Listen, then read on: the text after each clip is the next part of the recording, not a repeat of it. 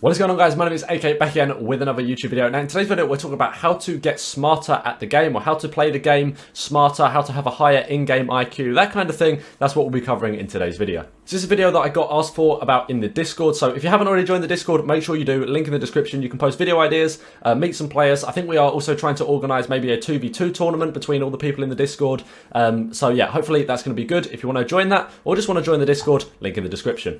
Also, very quickly before we get into today's video, I have officially finished school, not in terms of exams. I still have a few exams to do, but that's just for 4 days.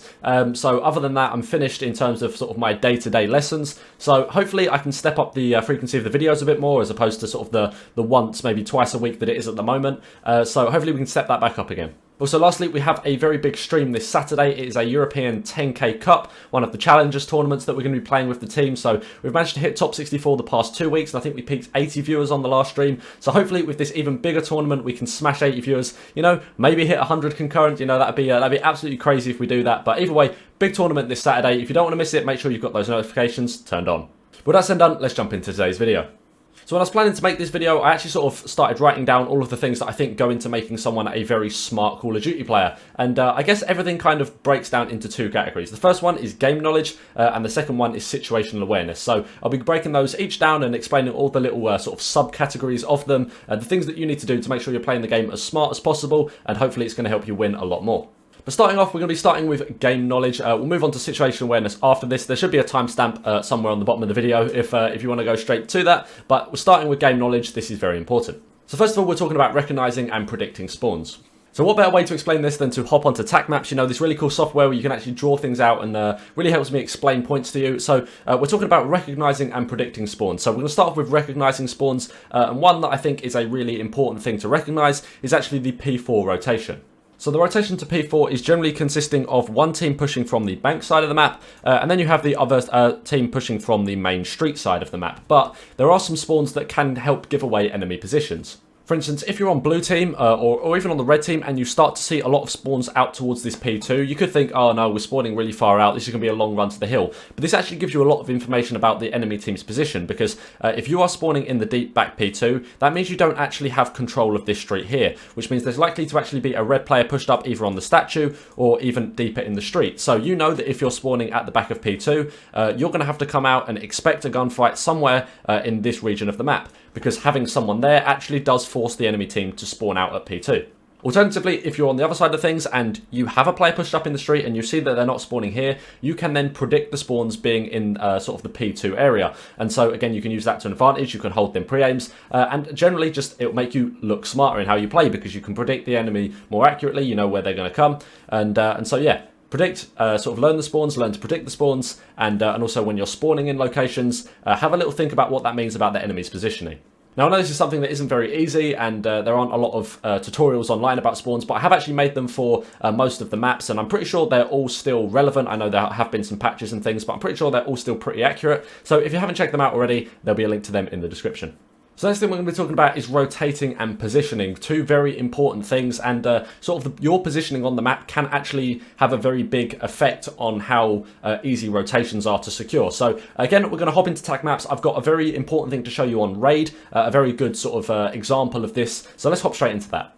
So here we are on Raid. Now the thing that we're looking at in particular is the P2 to P3 rotation. So, you know, from the kitchen hill into the garage hill for P3. Now, I've put a little setup that we can expect, maybe not an ideal setup, but the main thing that we're focusing on is this AR player on the back tree here, this player number 2. Now this is quite a common little spot to play, because, you know, there's a lot of spawns actually sort of towards this outer P1 area here. And so you can expect quite a few people to push up sort of behind laundry and try and pinch the back of kitchen. It's a fairly good thing to play. You know, you want to try and flip those spawns. But as you're approaching the last 20 seconds or maybe 25 seconds, a lot of maybe not so smart players will just stay. They'd hold that position. They try and stop the flank for those spawns and try and lock down the hardpoint for their team. But this isn't actually the cleverest thing to do, because if you don't know, if you kill people towards the end of a hardpoint, the main sort of priority spawn, if available, is actually at the deep back of that old hardpoint. So let me give you an example. Say we have this player 2 here, and player 1 kills them mid-map with, let's say, I don't know, 10 seconds left on the hardpoint. If possible, this player 2 is actually going to spawn in the deep back of this spawn here, provided they're not being blocked. This player 2 here is actually blocking that spawn. So instead, player 2 can expect to spawn somewhere, usually around P1, or maybe by the bottom water steps, depending on the positioning of the other players. Now, of course, this isn't ideal. With 10 seconds left to go, you want the enemy spawning out as far as possible, preferably in the deep back of the old hardpoint. So actually, what a sensible thing to do is actually with this player 2 is to, at maybe 20, 25 seconds, start giving up this position, start making that early rotation. If it's an AR, that's a clever thing to do, you know, get those early rotations, free up the deep back spawn. That way, any players that you kill mid-map, or sort of maybe even on setup for new or on P1, mid-map, Zig, they are all going to spawn out this deep back, and that gives them a massive distance to run, and also then gives you a lot easier chance, basically, of actually setting up for P3 control. Hopefully you guys understand that kind of thing. Now, I know this is just one specific scenario, but this does apply to a whole load of maps, so definitely sort of start to notice these things, and yeah, once you get to know them, they'll become very important in actually how you play the game. Now, lastly, on the topic of game knowledge, I just want to talk about spots that you can expect people to play. So main ARs are often going to be playing power positions. So if you're if you feel like you keep running and dying and spawning and then running and dying, maybe you need to slow things down and start predicting a little bit better. Think, where are the enemy going to be set up? Because of course, everyone's going to play the best position to try and kill you. So they're going to be sitting on head glitches. They're going to be playing corners. So starting to sort of take a little bit more time and think about, okay, so where actually are the enemy? That's going to be something that is very important. So if you're not doing that already, start just sort of taking a second. Don't just sprint at them, and sort of take a second, think, where could they be? Where should I pre-aim? Where do I need to play slow? What corners do I need to check? And think about all that consistently while you're playing. Right, so the next big thing we're moving on to is situational awareness. This is kind of the other side of things that we're gonna look at basically in today's video, and it is things that are a lot more game specific. The first thing we're going to be talking about is tracking players. Now, this is really important, and I talk about in this in my communications video, like how best to call out. It's really important to call out people's names, because this allows you to actually track which players you've killed and which players you haven't killed. Say, for instance, there's 2 players on a rotation, you don't get either of them weak, and your teammate kills one of them, thinks they've got the kill, but actually there's another player there that you maybe didn't see on your kill cam, but because you didn't call out their name, they didn't know they were there. That kind of thing, you know, making sure that you can sort of track which players are dead and alive and where they are on the map. Now, it's also really important for S&D, because you know that if maybe the last player alive or the last 2 players alive are on the other side of the map, that allows you to play a lot faster, because you don't have to worry about running into one of them actually pre-aiming you or something like that. And again, on the other side of things, if you do know that they're near you and you can sort of track that, that allows you to play a lot slower, or should make you play a lot slower, because you're expecting them to be close to you. This also brings me on to the point of counting kills. Now, this is something that you see a lot of the pros. If you listen into the listenings, they'll be talking about, okay, we've got 3 dead, we've got two dead, and they'll start tracking names as well, as I said in the last point. And so this also involves making sure that you, say, have 4 dead on rotation. So you will push around to the back spawn and watch the kill feed. You know, make sure that you've got 4 blue, provided none of them are team kills. Make sure you've got 4 blue sort of lines in the kill feed, so that you know that the entire other team is dead. That then allows you to set up. If on rotation you've only got 3 kills, you can then expect someone to be close or trying to contest that rotate, unless of course you know you've killed them recently, they're in the deep back spawn. But making sure that you communicate that with your team, so you know when there is potentially someone that has snuck through, is very important.